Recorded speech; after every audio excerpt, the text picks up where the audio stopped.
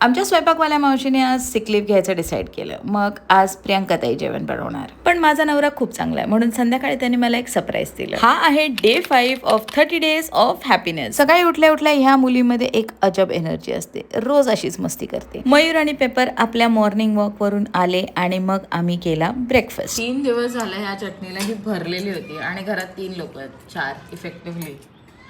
So vada pav में जो मिलता है ना, हाँ. वैसी ऊपर से गुड़ करने वाली चटनी है, बस इसमें गार्लिक नहीं है. गार्लिक है. वैसे गार्लिक भी है बट वो एकदम स्ट्रॉन्ग पंजेंट गार्लिक ही नहीं है. It's very good. Yes. हर एक चीज के ऊपर जाती है. और चिली ऑयल कौन खा रहा है बताइए क्या? अमरू. तिला हे ब्रेकफास्ट खूप आवडतं है ना अमरू.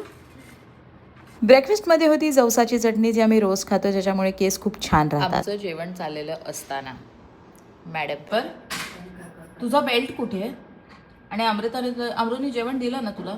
चल आणि हे आहे माझ्या नवऱ्याने दिलेलं मला सगळ्यात बेस्ट गिफ्ट, डिशवॉशर. आम्ही कामवाली बाई काढून टाकलेली आहे आणि रोज सकाळी आणि संध्याकाळी डिशवॉशरमध्ये भांडी धुवून होतात. जेवण खावण झाल्यानंतर ही माझ्या आत्याबरोबर झोपायला जाते, कारण का माझ्याच्याने ही दुपारी झोपत नाही. माझा नवरा इतका चांगला आहे, त्याला अजिबात आवडत नाही की मी किचनमध्ये बसून जेवण बनवू. म्हणून त्याने डिसाईड केलं आम्ही एक मस्त थाळी खायला जाऊ आणि थाळी भरपूर छान होती.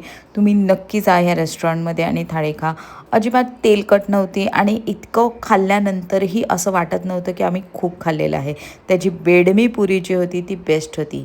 ही बनारसी थाळी होती आणि माझ्या नवऱ्याला आणि माझ्या आत्याला ह्या अशा सगळ्या थाळ्यात राहायला खूप आवडतं. रेस्टॉरंटमध्ये गेल्यावरही अमृत स्वतःच्या ताटात आपल्या स्वतःच्या हाताने खाते. ही सवय आम्ही तिला आधीपासून लावलेली आहे. या दोघींचं प्रेम काहीतरी भलतंच आहे. त्या दोघींमध्ये कोणी नाही यायचं, ते आपलं मस्त राहतात, खातात आणि आम्ही सगळ्यांनी थाळी खूप एन्जॉय केली.